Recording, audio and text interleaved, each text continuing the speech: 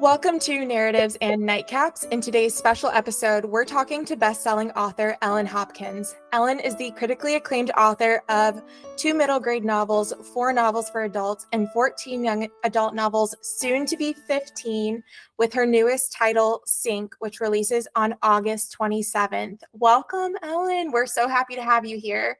Thanks. It's really nice to be here. Did I get all of those stats correct? You actually did. You're one of the few that did. So, yay. Oh, great. Pat myself on the back really quick. Okay, well that's a relief because I was going to be really embarrassed if I didn't get that correct. Well, thank you again for taking the time. As I was saying to you briefly, I've really been looking forward to this because I've read Sink is not the first book of yours that I have read, so I've been really excited and I'm honored to meet you virtually, and we're so happy to have you on our show.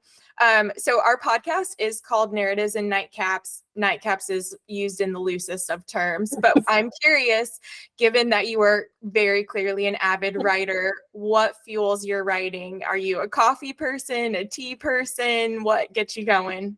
Well, I have to have coffee in the morning, but I also am a pretty early riser, so I'm usually up. If I'm not up by 5, I have a German Shepherd that like bams open my bedroom door and says, "Hello, it's time to get up." So yeah, coffee in the morning. I indulge in the nightcap in the evening, however. So it's all good. Do you have a go-to nightcap? Yeah, my go-to nightcap is it's kind of dear, so I usually only have a little at a time, but it's Sandeman's 20-year tawny port. So okay. It's sweet. And it's fortified and it's delicious. No, it's nice to have a go-to, whatever that is. So, well, as we're talking, your book is set to come out in a couple of weeks, and this episode will release closer to that. But for everyone that hasn't had a chance to read Sink yet, is getting ready to go pick it up, can you tell us a little bit about what your book is about?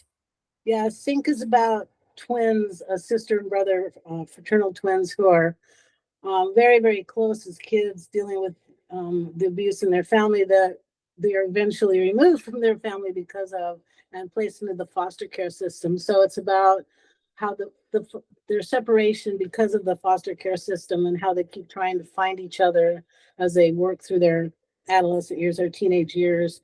And they have a hard time touching bases with each other, so they keep notes or cards or whatever to give to each other when they do find each other, that keeps them caught up. So it's about, it also moves into the juvenile justice system because Storm, the brother, ends up doing some things he shouldn't, as a result of his upbringing within the foster care system, which is fairly common. Yeah, I'm very close to a bunch of foster kids and aged out foster kids. So I really, really wanted to tell the story of the good and bad of that system. And there are very good people out there trying to make it work.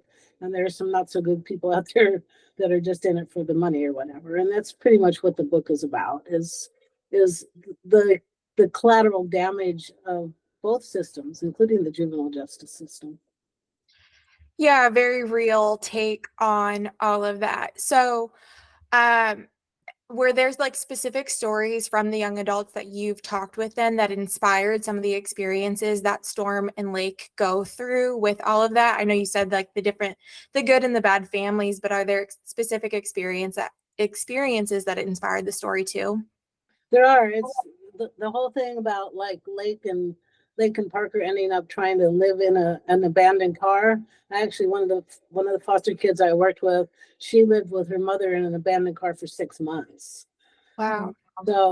So it's very real. The stories are very real and inspired by very real people, for sure. I mean, most of my books are inspired by very real people, and sometimes there are people I know, and sometimes there are people that just share their stories with me. But I always want to bring that sense of legitimacy to the stuff I'm writing about. And so that's why I usually only write about stuff that I know about. usually. Once I have a little bit of like some short horror out there, which I'm not really, I'm not really into vampires and stuff that much in real life, but Oh, I didn't know that. That's well, I mean, that's kind of the everyone says, like write what you know, right? Isn't that the classic yeah, saying? So, right. and even we've talked with authors too that who I think it was Adib, he goes, any author that tells you that they're not writing about what they know or that they don't take inspiration from real life is lying. Or Right. and I was like, yeah. So I think we're all inspired differently by our surroundings and experiences and the people that we meet. Your books, and Sync included, they're very raw. I've seen the word gritty, and I would use that too, but they're very honest on often like difficult topics for teens. You kind of touched on it, but I wanted to just ask again, like really what drives you to want to share these raw stories with readers? Well, let's see. I still am raising a 15-year-old grandson. So I've raised three generations of teenagers. And so I've watched the evolution of the teen experience over quite a few years. And I just think it's important that we draw attention to, I don't even want to call it negative stuff in their lives. It's the things in their lives that hit them every day. They have choices that come up for them. They have, friends that will try to talk them into. They have experiences because of their own family's experiences, because of their own friends, and they're not all beautiful. But my point in writing them is to let kids going through the same kinds of things, to let them know that there is light at the end. Like, once you make it Mhm. through, and the point is to make them want to make it through, so they understand that, no life is untouched by bad stuff. You know what I mean? So, but you have to keep going, you have to keep pushing through, and then you have to know that there's something good on the far side, and you have to keep reaching for it and striving for that. And that's what I hope my books accomplish for those readers that are going through those things. And then for the readers who are not going through those things, I want them to develop some understanding of that kid over there that's going through that, and some empathy for. And it's weird because today, weirdly, this word empathy has become, some people are using it as a bad thing. Like, why would I want my kids to have empathy for? And I'm like, well, why wouldn't you want your kids to have empathy for? It makes no sense to me, just on a purely human level, to dismiss others or other experiences, or instead of trying to understand them. To me, it's like so important that we shine a light on the good and the bad of humanity, and to understand that we are all more alike than not. And that's so important to remember. And the main thing that every human being wants to love and to be loved, right? Those are real basic things. And sometimes we look for love. Believe me, I've looked for love in some really bad places. I've been with my husband now for a long time, and it doesn't mean it's all good, and certainly not all bad. But there were people before him that were not so good. So, it's another thing, because people go, well, so because I'm in my sixth decade of life, and people are like, so how can somebody your age write for teenagers? And it's because what I can do is I can bring a lot of perspective into kind of a very narrow space, because Yeah. as a teenager you have, like, that much experience. You've got 16 years of experience, and I can bring some perspective and into that space, and maybe give you different ways of looking at what you're going through, or the choices that you're thinking about making.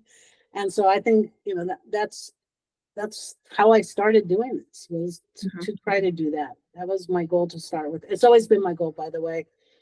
People, like, right now we're doing, and you're probably going to be talking about this a little bit, but right now a lot of people they're spinning young adult books as being what they're not, as being perverted or pornographic or whatever. And nobody that's writing YA right now is writing pornography. And I know all the authors that are being accused of it, and I'm one of them too. So believe me, we know the difference.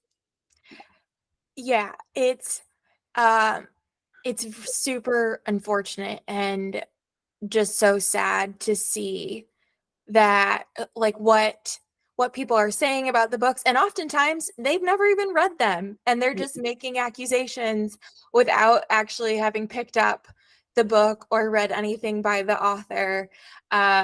It it's so unfortunate, and I am optimistic that that is going to change.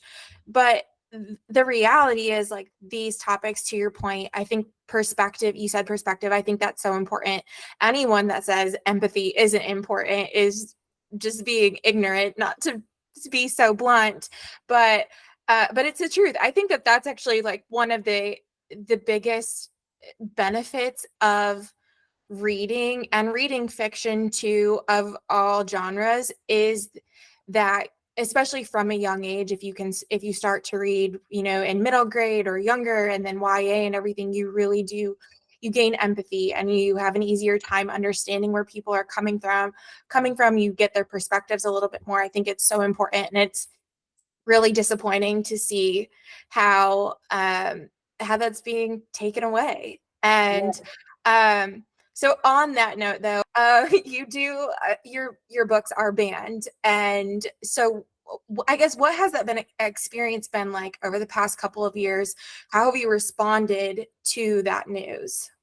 Right. And it's so the my books have been challenged over the years, you know what I'm saying? But that would be like one parent, finding their kid with my book, and then it could be a conversation like, this is why, and I often had back and forth conversations with parents over that, and they didn't always come around, but a lot of times they did. Like once they understood where I was coming from in my goals with in writing the books.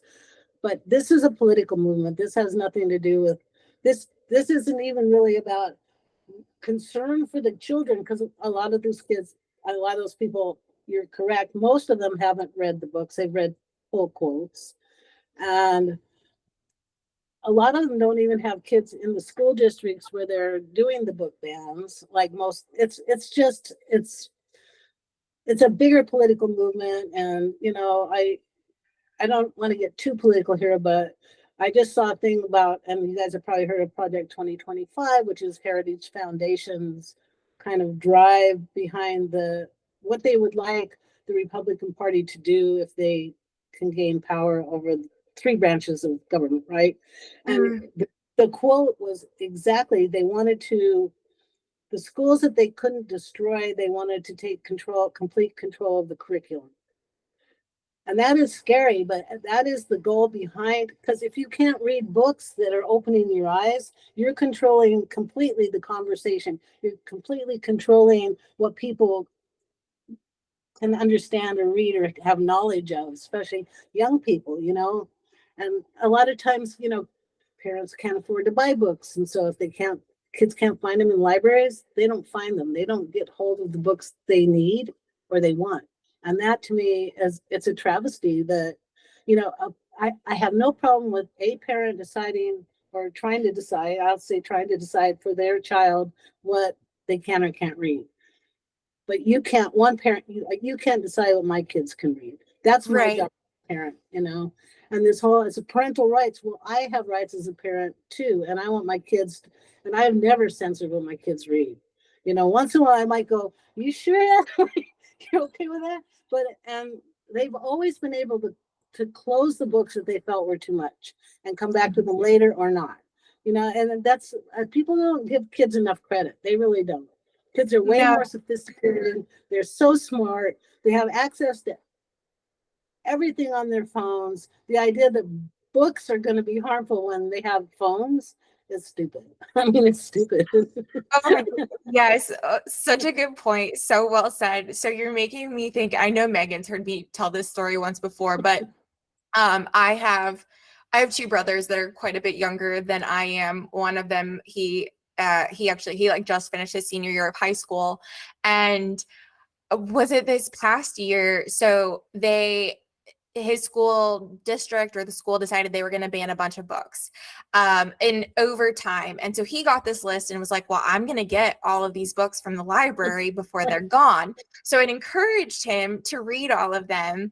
And then there was one day he was walking down the school hallway and someone came up behind him and they go, excuse me, do you have this book with you? And he was like, well, yeah, I checked it out from the library. And they go, yeah, it officially hit the ban list today. So we need you to hand it over just in the hallway. And I need to ask him what book it was, but because at the time we were just talking about all of it, but it just made me so, I went to that school and it was so upsetting to hear that he did that, but I also give him so much credit for saying like, I'm still gonna read all of these and decide for myself. It's funny because I'm writing another middle grade book, and so I just wrote a scene where this girl got in trouble at school for reading Aristotle and Dante discovered the secrets of the universe, right? Which is it's appropriate reading matter, but the reason why is because the kids are gay, right? And so, I mean, that is one of the main reasons that they're taking books out of libraries is because of LGBTQ characters or LGBTQ authors, and again, it's trying to control as when you're trying to dismiss books from the libraries, and it's not just school libraries, by the way, it's public libraries as well that are being attacked. You're actually trying to erase the population. You're not just trying to erase the books. And that's what we have to fight too. It's not just fighting book bans, it's fighting the ideas behind the book bans, because we're not going to raise populations of people, and we just can't let it happen. It's why people go, how can we keep fighting? It's like, because, and it's exhausting, by the way, it is an exhausting fight, but I can't, I have to not support that. I have to say, no, this is wrong. And, and I'm going to keep saying it, I guess, as long as I keep writing. Well, you say it well, and the message is so important. So, and bringing up public libraries too, I know that's something Megan and I have talked a little bit about on the show too, is not only the banning of books there, but the funding that has been taken away, and libraries are so important for communities, for kids that need to work on their schoolwork, that don't have computers at home, that don't have the internet. All of these, they're foundational to the survival of those communities. And I don't think everyone understands that perspective when they think oh, well, I can just access any of that easily. It's not everyone can. Right. It's for sure. And like I said, most kids can't afford to buy books. Their parents can't afford to just buy books for them, So libraries are super important, and access to all kinds of books is super important. And so I'm going to just put a little addendum to that middle grade book story. Is okay. So in the face of all the book banning, so what that did is it opened up conversation for this main character between her and her mom about, LGBTQ stuff, which they hadn't really talked about, but this opened up this conversation. And so I write that. So this book, because when I write, I am not a plotter. Okay. My characters start talking to me, and they start people walk on, and I'm I just have to trust they belong there. And I just have, and so I started I started second guessing myself. I'm okay, it's a middle grade book. Can I even, and there's no content other than this conversation about. And so then I'm well, what if, and they're who am I talking about? I'm talking about myself here. I have to stay true to the way I write. And, and I'm always aware of my audience. I know who I'm writing for. I also know that kind of, 12, 13, that's the time when adolescence is the time when you're just figuring out who you are, figuring out your place in the world, figuring out how you feel about other people. And if you don't understand other people, if you don't have access to the understanding of those things, then you will end up just growing up with the same prejudices that, you know, have gone before. And we need to fight those. And we were successfully doing that, you know, and that's another thing that's so irritating to me, that this kind of drive to go backwards, you know, let's go make America great again. So like, how great did you want it? Like, you want it like 1929 depression, you want it like, you know, Cold War, like you want women, they do actually want women back in the kitchen and making babies and all that, which is like so weird to me, because it was like my teen generation that changed a lot of this stuff, you know, because Roe was like my senior year in high school when that passed. And so my generation, we helped with this big giant forward progressive push. And I'm not just saying, you know, progressive versus conservative, I mean forward movement, you know, out of being stuck where women were possessions basically. And you know, we're like, remember, I mean, you probably you I don't even know if it would have been in the history books, burning bras and all that stuff. But that was my generation, you know. It's like, hey, who needs them? I still kind of have that problem sometimes. Like, Me too. first thing I do when I get home is like, bye-bye. Oh, yeah. Yep. I'm always like, no, this isn't happening. Oh, that's it was gosh, like the other week or something. My husband, I work from home almost every day. And like I occasionally have to go out for client meetings and do stuff and whatnot. And normally if I do that, I come back and I'm like, nope, nope, nope, nope, nope. And he came home last week and he was like, you're still in jeans. And I was like, I know. I'm still wearing I'm jeans. so uncomfortable. I was like, I'm so uncomfortable. I'm practically sweating. Like, I was like, this is terrible. And meanwhile, he, like on the days that he goes into his actual office, he wears like a button down and like actual slacks and stuff the whole day. And I'm just like, no, I can't. No way. I have to spend like an hour in jeans and a jacket. I'm like, this is done. I can't do it anymore. Oh. So, okay, so you said you're a bit of a pantser, not much of a plotter with this, but do you have to do anything to get into the right mindset with some of the scenes that you are writing? Because they can be dark, they can be heavy, or I know you said you're talking to your conversations. Does it really matter of like feeling where they're going and then sort of being in that mindset with them? I do. I mean, and it can be hard. It's summer right now, so I'm kind of like looking forward to school starting because there's always, you know, a teenage boy in the house there's always noise. You know, if he's not listening to music, he sings. I mean, I'm happy that he loves to sing, but I'm like, dude, shh, I'm trying to write here. So I try to like. That's another reason why I get up early, because I usually write then, while the house is still quiet. And so I go back and read what I wrote the day before, and then I'm kind of just back into their minds. And the thing about it is, because peripheral characters, secondary characters mean a lot to my stories too. So I also have to know them really well, and I also have to listen to them. So sometimes it's just a really loud conversation in my own head. But I do try to trust my characters telling me what they would and wouldn't do. And that's I've come to trust that really a lot, which is why I can't second guess myself, because when I do that, everything's going to go wrong. You know, it's like I have to trust that they know what they want or what they need, and also what they want and what they need to be two different things, and they need to be in conflict with each other. You know, because they want to do that, but what they need to do is that, and that's pretty much just keeping track of each character. And it's harder when you have a lot of multiple viewpoints. Like I've written as many as like 6. That can become really noisy inside my head. I imagine. That's so true. I kind of like stories like that typically, multiple when there are a lot of different points of view.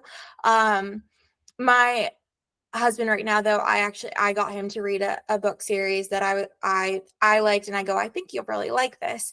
And it has multiple points of view. Then he's just like, I just want to skip over this person. I just don't want to read their point of view. And I keep telling him, I'm like, I don't want to spoil anything, but you have to read it. It's important. Their point of view is super important. Don't skip over it. But I'm like, maybe I just really like stuff like that.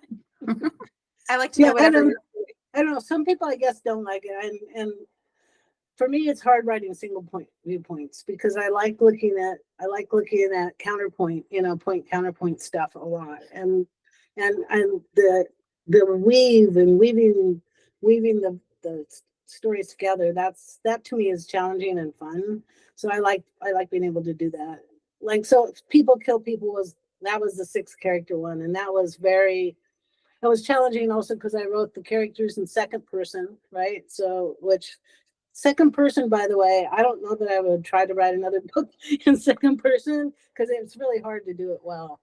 And then I also had like the narrator in that book is the voice of violence. So the version in that book is all the voice of violence, trying to convince the six characters to pick up a gun. Basically, that's what that book's about. And that book it's in trouble in some spots too. But you know what? That's another thing. It's not even just all quote unquote sexual content. Now they're looking at violence content. And so who gets to decide? It's like we've been reading about war, and war is a violent, I mean, who draws these lines, and who gets to decide what is too much violent content for your kids? Especially, I don't know if anybody has watched video games for their kids, but holy moly, some of that stuff is like, I'm like, what are you doing? Yeah, video games, TV shows, movies. It's always interesting to me though when people they just pick out certain content. Like so this way I was listening to Ginny Meyer Sane talk. And she writes like YA mystery, murder mystery type stuff. And I'll never forget that she was talking about how she was talking to a group of people, and someone goes, I just have a huge problem with the bad language in the book. It really bothers me that you have teenagers speaking that way. And she goes, okay, so let me get this straight. One, have you heard how teens speak? Two, you don't like the language, but you're okay with the murder. You're okay with that part. And she goes, and that immediately just stopped that person. Right. Right. I know. It's like, have you ever been in a high school? I mean, have you ever been in middle school? Have you ever been in elementary school? Because I'm sorry, but that old F word, that's a big verboten word. I mean, little kids, and I understand they're just repeating what they hear elsewhere, but they say it and they understand what it means. And it's like being concerned about language to me it's lazy. It's like lazy. I I think sprinkling the F word in real life is colorful. you know, I mean I try not to use it like in social media too much, but once in a while it's just like there's a moment when you just got to go ahead and say, I'm gonna use it, and there it goes. And it's like, you brought up your verse writing a little bit, which is something that you're known for. Did you start really with writing poetry, or how did that begin? yeah, I was writing poetry like my entire life. So, and I was a member when I first started. I wasn't, my background is like freelance journalism, and then I have nonfiction books, and then I moved into fiction from there. And so, but all that time I was working as a freelance journalist and writing nonfiction. I was a member of a poetry group in Carson City for a number of years, and really learning to grow poetry and the power of fewer words, to me, and just creating just the right image with like a word or a couple of words instead of like paragraphs, which is why verse works so well, especially for reluctant readers, or non-readers, because it's easier for them, but it's also kind of musical, and they take to it sort of like they take to rap or hip hop or something, where it's really there's a musicality to it, and it's just it's it's a powerful form of writing. It really is. And people think it's easy. It is not easier, because I've written prose too. It's definitely not easier.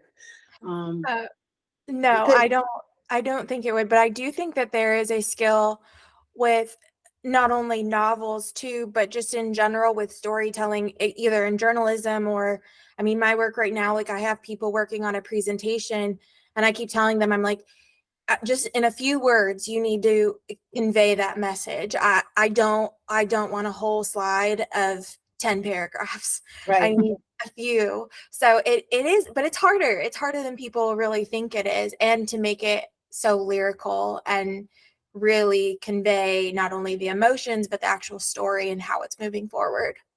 Right. And so, which is why novels in verse aren't strictly poetry, because you still have to include dialogue, and you still have to have some kind of a plot, even if it's a meandering plot or whatever. But so that stuff has to be threaded in. But it's just and I used to, my earlier stuff played a lot with form. I don't play with form as much as I did then, mostly because it got to a point there where I was writing 2 books a year for a while. Wow. And that was a lot, and I just didn't have time to do that. So I'll probably go back to it a little bit more. Just, I'm writing fewer books. I'm writing, it's like publishing slowed down a lot, with COVID especially. And it got backed up, and so like projects take longer to publish, and it's a whole different it's a whole different experience, if you will, than it was when I first started doing writing. It's less travel, it's fewer school visits, especially now. There are places where I used to do school visits where I'm sure they wouldn't invite me, just because of book bans and like that. So, and that's sad, not just for me, but for other authors as well. And when I'm fighting book banning, it's not just my books. It's like the whole, and it's a pretty big list now. It's a pretty comprehensive list, including picture books and nonfiction. And, it's not just young adult books that are being banned. Oh no, definitely not. It's the whole spread, across ages, across genres, everything. And like huge credit to the bookstores, especially indie bookstores that have like special shelving for Mm, those, just right, to help bring attention to all of that. I have just a ton of respect for those bookstores. Every time I almost always take a picture because I'm like, right, look at this one, found another. right. Uh, Books, that books you're not supposed to read. yeah. Yay. Although it's very weird to see some of those and think, well, that was required reading for me. And Right. so this just isn't tracking. Like this doesn't even make sense. Well, one, it So doesn't, like, there, and people have pointed this out, but it's full of all kinds of sexually explicit stuff. You know what I mean? And it's like, you really want to, like, I just don't understand this idea that people can't process personally what they're reading, and everyone's going to process any of those pull quotes that you take out. And that's the thing that bothers me, that they just take pull quotes out, and without context, you have no idea why that passage is in that book, what it means to the characters in the book, what they'll take away from what's happening from there. And that's what's really important. So an example, okay, so in Sync, right, there are two characters who are sexually assaulted, like in separate spaces, right? And I wanted and one of them refuses to tell anybody about it, and the other one goes ahead and goes to the cops, and does that. And I wanted to show kind of the outcome of the two choices, because it's something, if you hold a sexual assault inside, it can just start eating you up. And it has happened to so many, not just women either, to young men as well, to men as well. But it's so important to, like, tell somebody to get help, get the kind of mental health care you need after an assault. Otherwise, you may end up making just really the wrong choice as the outcome of that.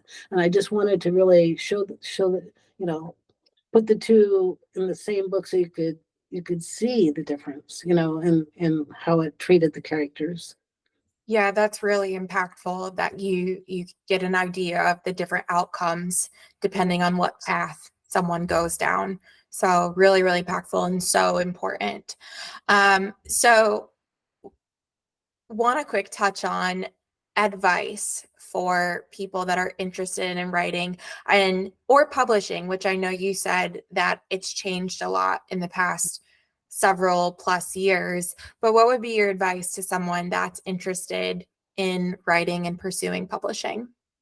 Um, well, experiment first of all, because you don't not necessarily going to know where you belong when you start.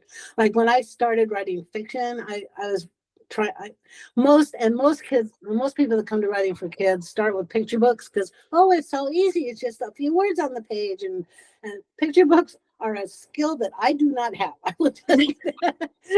I was raising little kids at the time, so I was reading tons of picture books, and so I'm like, I could write one, and I write a 1,500-word picture book, and picture books are 300 to 500 words, and so, but you have to experiment too, and so your skill might actually be nonfiction, and nonfiction, if you're looking for a place to actually as a career, nonfiction is a good place to consider because we'll always need good nonfiction, especially for kids, because information changes, right? So Mhm. like a book written in the 60s about space exploration is certainly not going to be too valid today, So there will always be a market for good, especially if you have a good nonfiction voice. It's kind of more, it's not too encyclopedic, and I published 20 nonfiction books, so I can speak to that. So I built actually a publishing bio through that. And so when I and I sold Crank as my first novel. I sold it unagented, which you can't do anymore, selling fiction. Nope.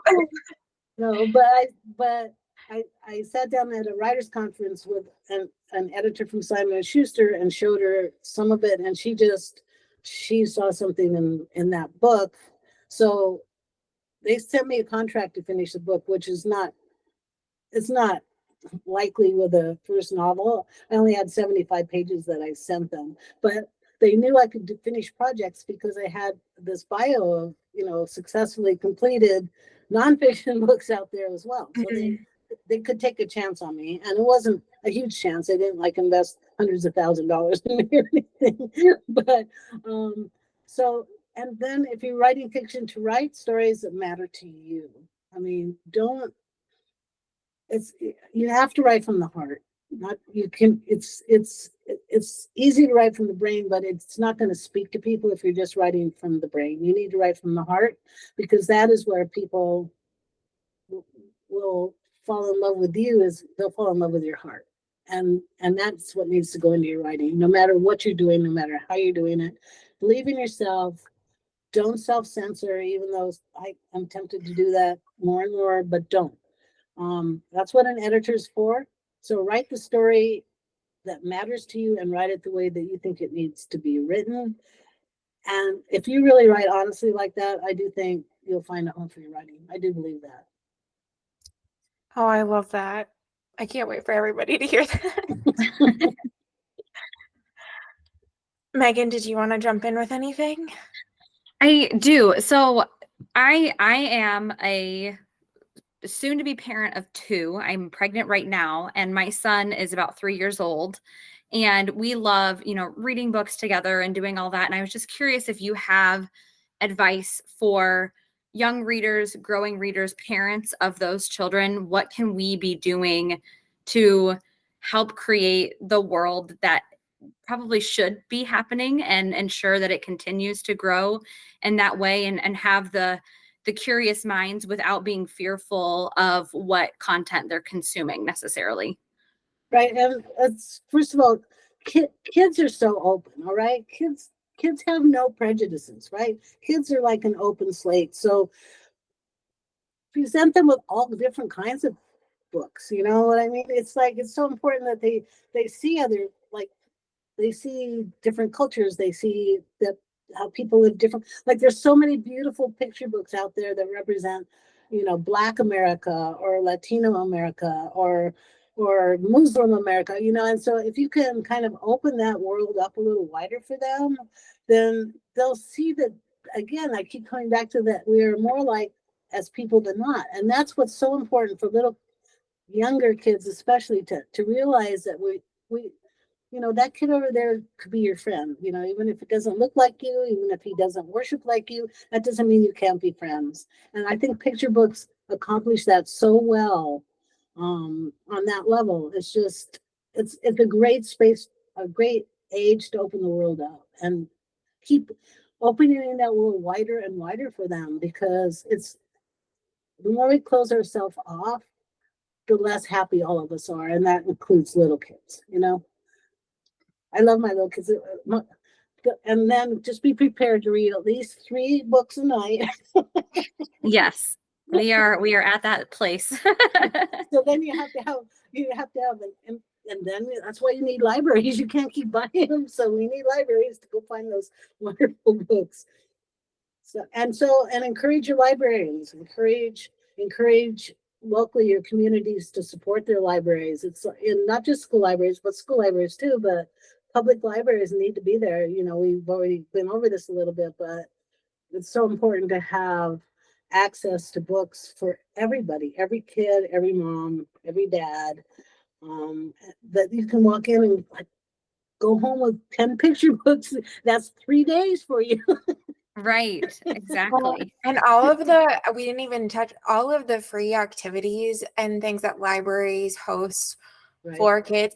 Like going to the library when I was growing up was one of my favorite things. And like, and then we would take my brothers there when they were younger. It's just, Right. it's so important. So It, important. it was one of the places we lived. I grew up in Palm Springs, and the library was downtown, and we lived way over there. But there were neighborhoods that went all the way. I just had to cross one big street. So my mom taught me how to cross the one big street and let me ride my bike to the library.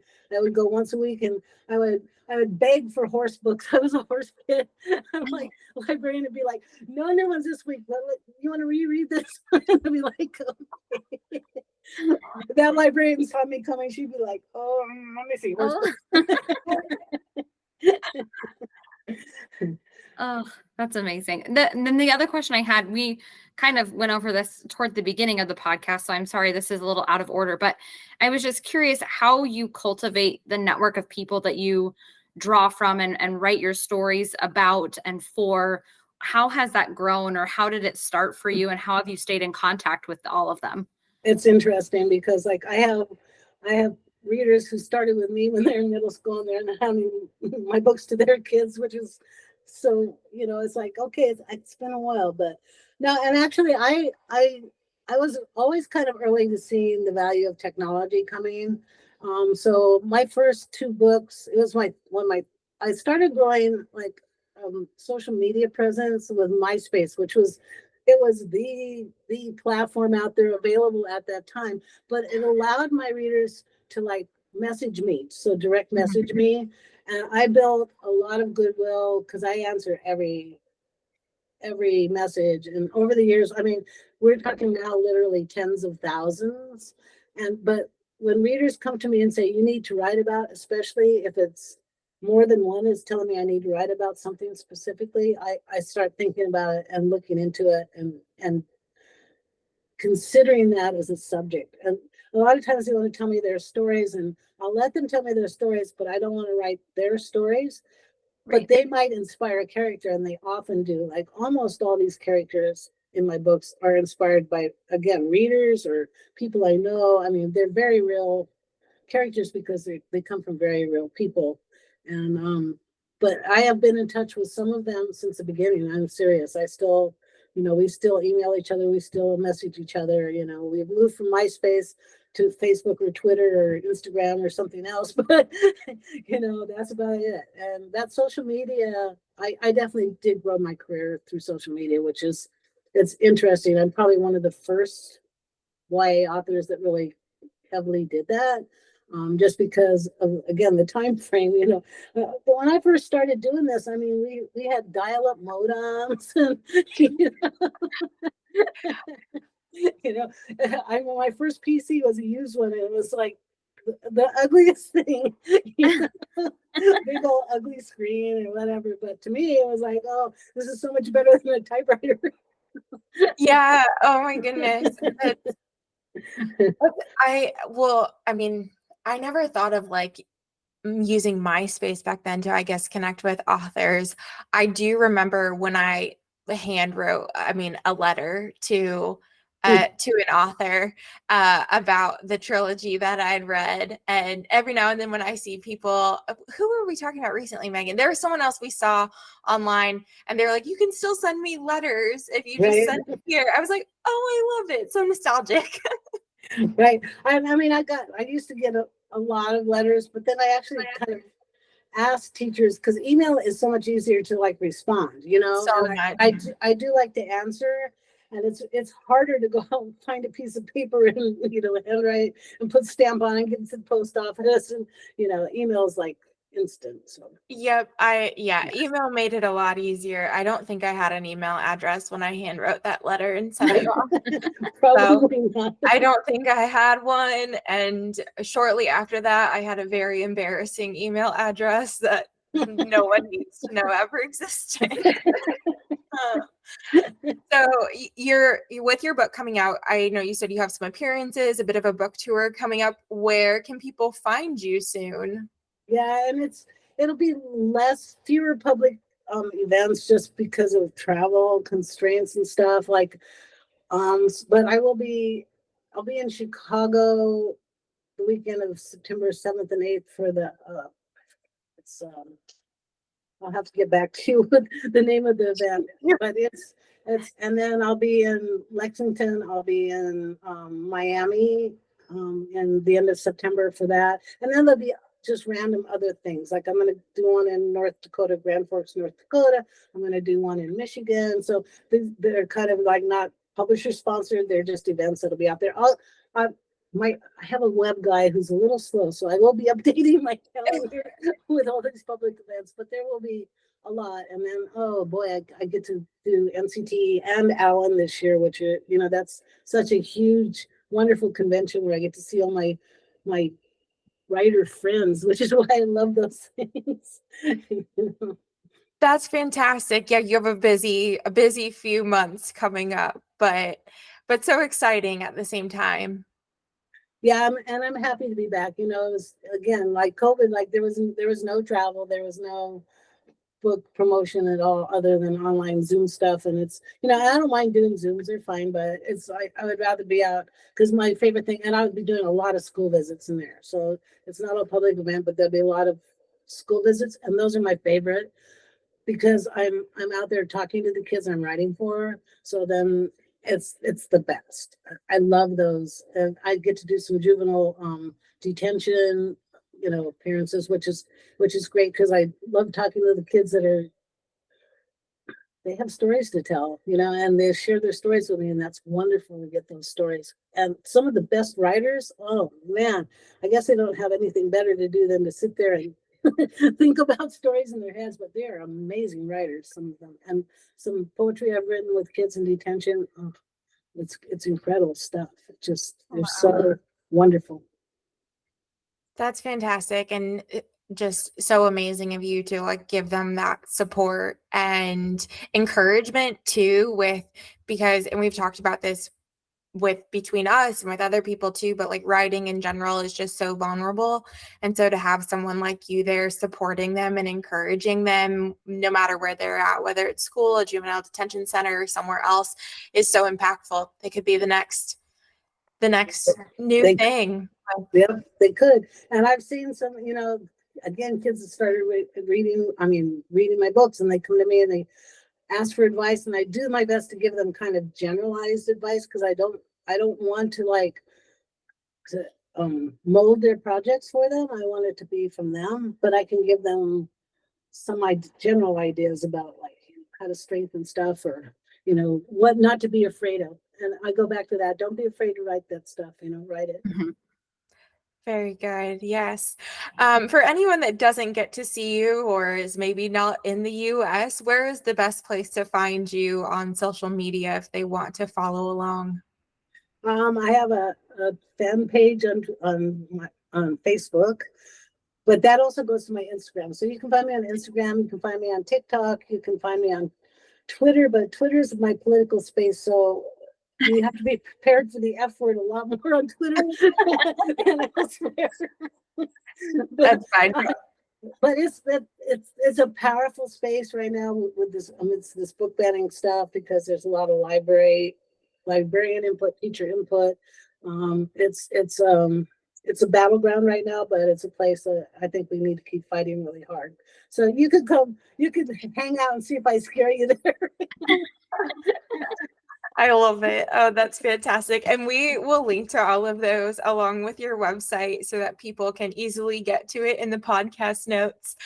Ellen, thank you so much for taking the time for this opportunity to get a sneak peek at Sync and to speak with you, hear not only your story, but your incredible message on so many different topics when it comes to this. We're so appreciative and overall really grateful for your time. And we can't wait to follow along and see what's to come over these next few months with your crazy schedule.